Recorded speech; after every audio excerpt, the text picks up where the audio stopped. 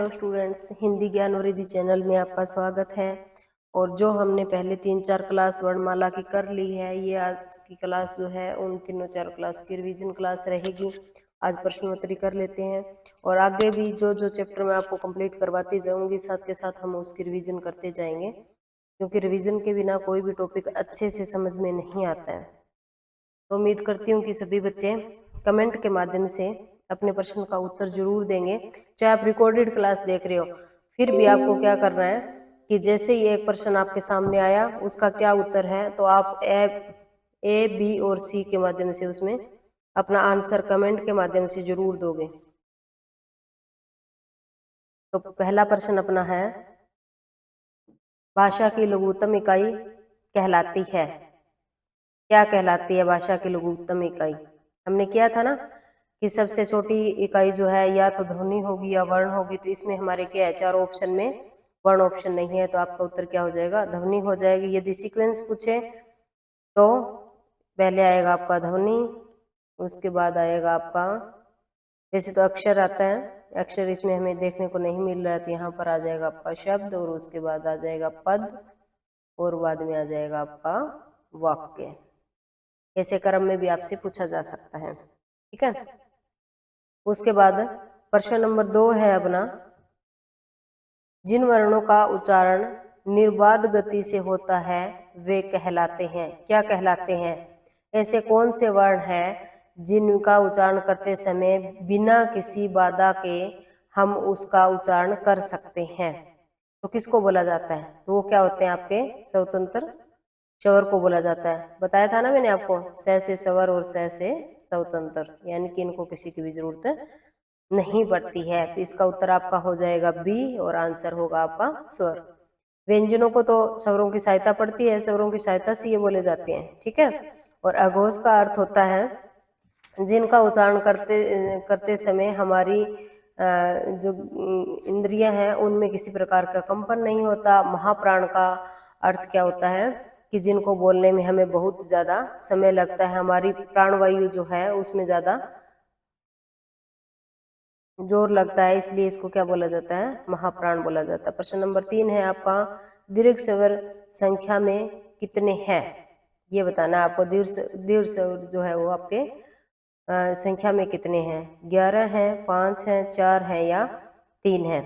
तो वैसे आपको एकदम से याद आएगा कि आपने तो 7 बताए थे, लेकिन यहाँ तो 7 ऑप्शन में नहीं है। यदि 7 आता है तो हम 7 के साथ जाएंगे, और यदि 7 नहीं आता है तो हम किसके साथ जाएंगे?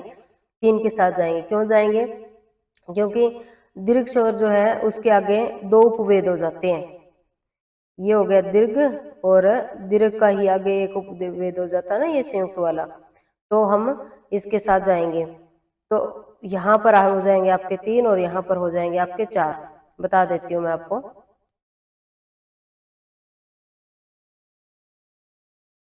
ये हो गए, और यहाँ पर आ जाएगा आपका ए, आई और औ, ठीक है। उम्मीद करती हूँ यहाँ तक आपको समझ में आ गया होगा। सभी बच्चे कमेंट के माध्यम से अपना आंसर जरूर दें। उसके बाद है अपना प्रश्न नंबर 4, इनमें हरिशव स्वर है, यानी कि ये 4 ऑप्शन है, इनमें से आपको बताना है कि कौन से हरिशव स्वर है।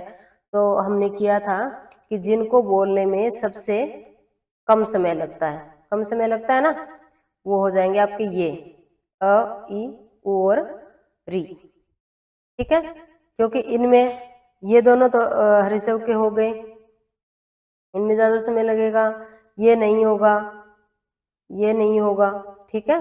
और इनमें ये चारों ही नहीं है, तो आपका ऑप्शन हो जाएगा ये वाला, और इनकी संख्या होती है 4। ये आप याद रखोगे। प्रश्न नंबर 5 है अपना, प्रश्न संख्या डालकर अपना उत्तर लिखेंगे आप कमेंट के माध्यम से। दीर्घ स्वर का अन्य नाम क्या है? यानी कि जो हमने अभी किया है उसको क्या बोला जाता है? मूल स्वर कहा जाता है, संयोग स्वर कहा जाता है, मिश्रित स्वर कहा जाता है, या संदेह स्वर कहा जाता है। तो इसका आंसर आपका हो जाएगा संदेह स्वर। हमने किया है ना कि उसके 2 उपवेद होते हैं, एक दीर्घ होता है और एक संयुक्त होता है। तो संदेह यानी कि उसके जो 4 वर्ण हैं वो 2 वर्णों के मेल से मिलकर बने हुए हैं, इसलिए इसको क्या कहा जाता है? संदेह स्वर कहा जाता है। उसके बाद प्रश्न नंबर 6, ओ वर्ण किस भाषा से हिंदी भाषा में ग्रहण किया गया है? तो ओ जो है इसको जो हम डॉक्टर वाला ओ बोलते हैं, तो ये तो सबको पता ही है कि डॉक्टर को क्या लिखते हैं हम हिंदी अंग्रेजी में लिखते हैं, तो ये आपका हो जाएगा अंग्रेजी भाषा का।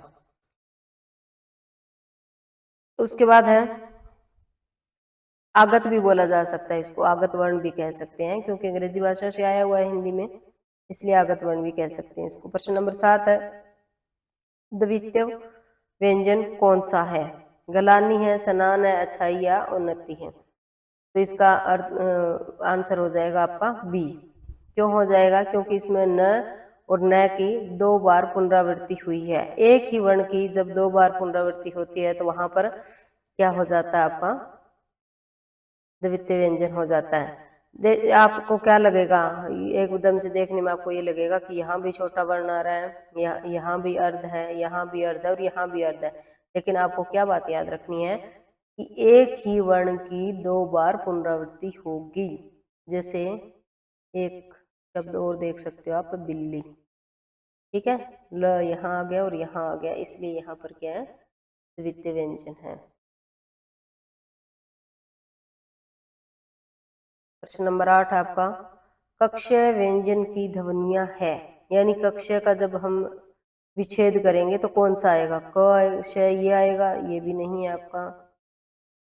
क अ श ए, ये भी नहीं है आपका। क श ए, ये भी नहीं है। तो आपका आंसर हो जाएगा डी। क्यों हो जाएगा?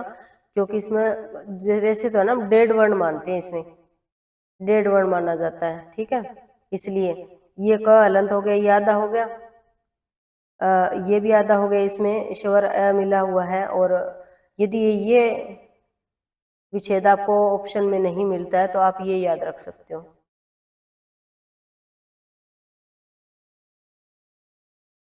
ठीक है, क्योंकि इसमें फिर क्या होगा, ये शय हलंत नहीं होगा, इसलिए ये पूरा हो गया और ये आधा हो गया, तो ये डेड वर्ण आपका हो गया। आप ऐसे भी याद रख सकते हो, ये दोनों ही ऑप्शन में आपके आ सकते हैं, वो आपको ऑप्शन के साथ जाना है कि किस प्रकार से आपसे प्रश्न पूछा जाता है। उसके बाद है प्रश्न नंबर 9 अल्पप्राण वर्ण है कौन कौन से में जो है वो आपका अल्प प्राण वर्ण है, ये आपको देखना है। अल्प की परिभाषा हमने क्या पढ़ी थी? जिसको पढ़ते समय जो है आपकी प्राण वायु है वो सबसे कम लगती है, उसको क्या कहा जाता है? अल्प प्राण कहा जाता है। और मैंने आपको एक ट्रिक याद करवाई थी, वो ट्रिक आपकी क्या थी? जैसे हमने किया था ना, यहाँ पर अघोष, इधर से अघोष, यहाँ अल्प प्राण और यहाँ पर महाप्राण किया था। तो अल्प का अर्थ मैंने बताया था, जैसे हम लिखते हैं अल्प प्राण, तो मैंने आपको बताया था कि ये 3 है, तो इसका अर्थ मानकर चलो कि जो संख्या आएगी आपकी वो 3 आएगी। तो यहाँ पर हो जाएगा 1, 3 और 5। अब आपको देखना है कि जो हमारा वर्ग विभाजन है उसके अनुसार देखना है कि प्रत्येक वर्ग का या किसी भी वर्ग का पहला, तीसरा और पांचवा जहां पर वर्ण आ रहा है वो भी क्या, वही क्या हो जाएगा आपका इसका उत्तर हो जाएगा। तो कहाँ पर आ रहा है आपका? ये क वर्ग का पहला हो गया, ये त थ द, ये त वर्ग का तीसरा हो गया, और ये हो गया आपका ट वर्ग का ट ठ ड तीसरा, ठीक है। तो ऐसे भी आपके आ सकता है, जरूरी नहीं है कि ऐसे 5वां वर्ण भी आपको साथ में देंगे, पहला पहला भी दे सकते हैं, तीसरा तीसरा भी दे सकते हैं और 5वां भी दे सकते हैं, किसी भी प्रकार से पूछा जा सकता है। तो आपका इसका उत्तर हो जाएगा डी। ये क्यों नहीं हुए? क्योंकि ये चौथा वर्ण है, ये भी चौथा वर्ण है, और ये आपका दूसरा वर्ण है, और ये आपका दूसरा वर्ण है, ये भी दूसरा है, और ये भी दूसरा है। ये आपका है चौथा वर्ण, ये भी चौथा है, और ये आपका दूसरा वर्ण है। तो 1, 3 और 5 यहाँ आ जाएंगे, तो महाप्राण में क्या होगा? महाप्राण में आपके आएंगे 2 और 4। अब देख रहे हो आप, इसमें 2 है तो ये महाप्राण का हो गया, इसमें 2 में 4 और ये 2 हो गया तो ये महाप्राण का हो गया, और ये भी महाप्राण का हो गया, तो अल्पप्राण का क्या हो गया आपका? डी हो गया। तो हम डी के साथ जाएंगे, ठीक है। उसके बाद प्रश्न नंबर 10 री वर्ण का उच्चारण स्थान कौन सा है? तो ये तो बिल्कुल आसान सा है, आप आसानी से कर ही लोगे। री का उच्चारण स्थान क्या था आपका? मूर्धा। अब हम करते हैं अपना प्रश्न नंबर 11 निम्न में से सघोष वर्ण कौन सा है? उस दिन मैंने आपको करवाया था ना, यहाँ पर लिखा था आपको अल्प प्राण और यहाँ था अपना महाप्राण और यहाँ था आपका अघोष और यहाँ था सघोष। तो हमें क्या देखना है, अघोष का मैंने बताया था पहला वर्ण है और पीछे बच गए दो, जिसमें क्या आ जाएगा आपका तीसरा चौथा और पांचवा, यानी कि तीसरा चौथा और पांचवा वर्ण हमें देखना है वो कौन से वर्ग में अपने को देखने को मिल रहा है। तो ये हो जाएगा आपका प फ और ब, यानी कि हो गया तीसरा, ये हो गया आपका क ख ग घ चौथा और ये हो गया आपका ई शवर, जो ये मैंने आपको बताए थे शवर मैं करवा रही थी, शवर के बारे में आपको बताया था कि से हो जाएगा शवर, से हो जाएगा सघोष और शवरों को बोलने में कम समय लगता है तो ये किस में आएगा, अल्प प्राण में आएगा। और हमें क्या पूछा जा रहा है, सघोष पूछा जा रहा है, तो शवर किस में जाएंगे, सघोष में जाएंगे। तो ई क्या हो गया, सघोष के साथ, तो ये आपका आंसर है ठीक। उसके बाद क पहला है, ख दूसरा है और ये पहला है, तो ये तो हमारा नहीं होगा। उसके बाद आता त पहला है, थ दूसरा है और प पहला है, ये भी नहीं होगा, ये भी आंसर नहीं होगा, ये भी आपका आंसर नहीं होगा। उसके बाद आता है आपका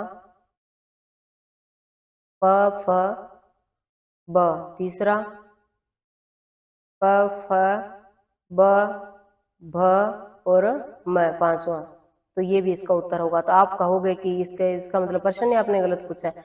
ये प्रश्न मैंने गलत नहीं पूछा है, ये किसी एग्जाम में आया हुआ है और एग्जामिनर के द्वारा ही ये प्रश्न गलत पुट किया गया था, तो इसके दोनों उत्तर बाद में माने गए थे। वैसे तो बच्चे ये करके आए थे, लेकिन ये शवर जो है ये भी सही है, क्योंकि ये भी सघोष में आता है, तो इसकी सभी बच्चों को क्या मिली थी, ग्रेस मिली थी। ये आपको याद रखना है, ठीक है। उसके बाद हम करने जा रहे हैं आगे प्रश्न नंबर 12।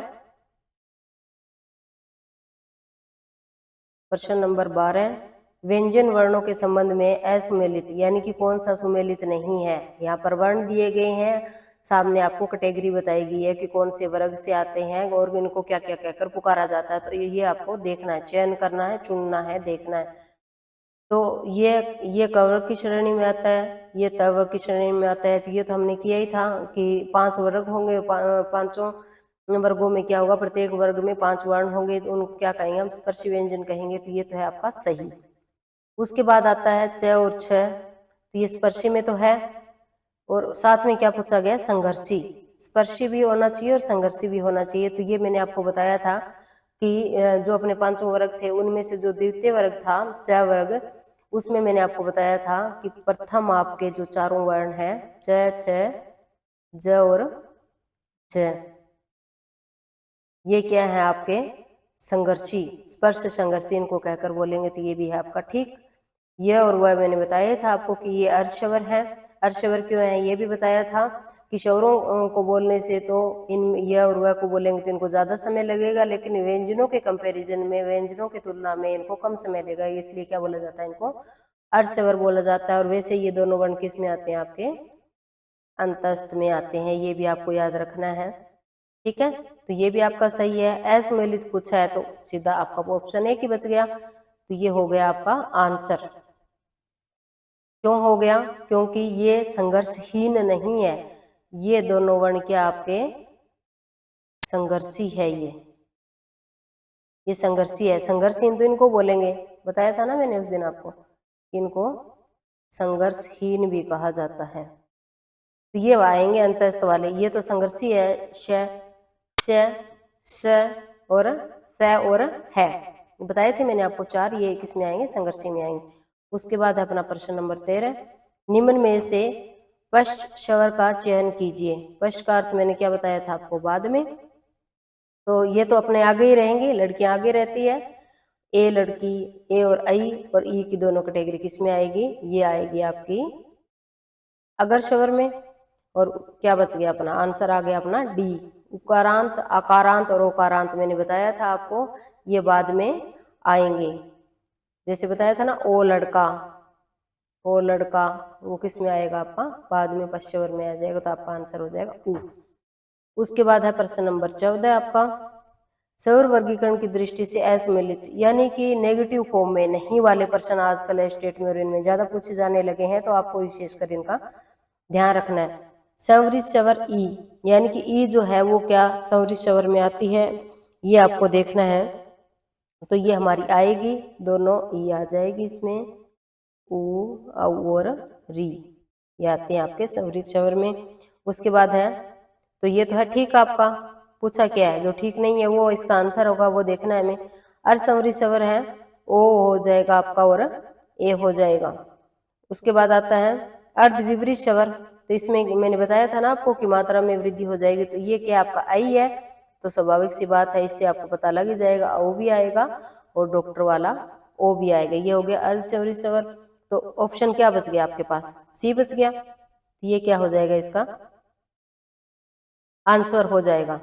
लेकिन आपको पता होना चाहिए कि विपरीत स्वर अ नहीं है, तो क्या होना चाहिए, तो इसका आएगा आपका आ क्या है, ये है आपका उदासीन स्वर, जो मैंने बताया था उस दिन आपको क्लास में। जिन बच्चों ने क्लास नहीं देखी है वो पीछे की 4 क्लास जाकर देखें, तो आपको अच्छे से समझ में आ जाएगा। इसको हम बोलते हैं केंद्रीय स्वर भी, और ए को मध्य स्वर भी कहा जाता है। ठीक है, उम्मीद करती हूँ आज की क्लास आपको अच्छी लगी होगी। और जो बच्चे टीजीटी पीजीटी हिंदी इस सब्जेक्ट स्पेशल तैयारी कर रहे हैं, वो बच्चे कमेंट करके बताएं कि स्टेट के कितने बच्चे देख रहे हैं, उसके अनुसार ही हम फिर एनसीईआरटी सॉल्यूशन और हिंदी लिटरेचर की क्लास स्टार्ट करेंगे। Thank you.